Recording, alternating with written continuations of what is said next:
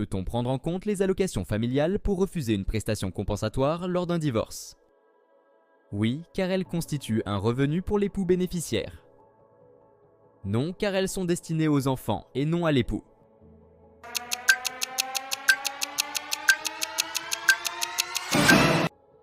La bonne réponse est non, car elles sont destinées aux enfants et non à l'époux.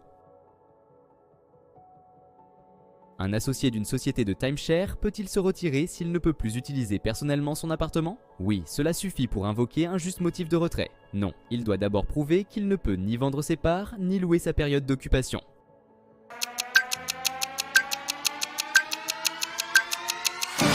La bonne réponse est non, il doit d'abord prouver qu'il ne peut ni vendre ses parts, ni louer sa période d'occupation.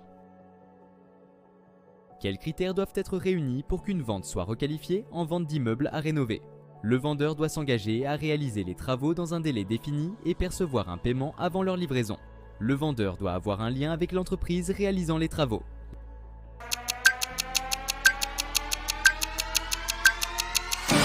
La bonne réponse est le vendeur doit s'engager à réaliser les travaux dans un délai défini et percevoir un paiement avant leur livraison. Dans quel cas un créancier peut-il utiliser l'action polienne pour contester une cession de fonds de commerce? Si la cession empêche le créancier d'obtenir son paiement, même si le prix était normal. Uniquement si le débiteur était insolvable au moment de la cession.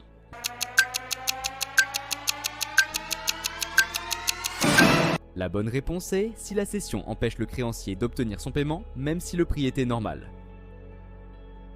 Peut-on inclure les frais de notaire dans la somme remployée pour bénéficier de l'exonération de plus-value sur la première cession d'un logement? Oui, les frais de notaire font partie des dépenses liées à l'acquisition de la résidence principale.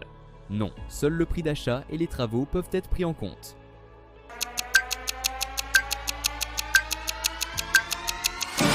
La bonne réponse est oui, les frais de notaire font partie des dépenses liées à l'acquisition de la résidence principale.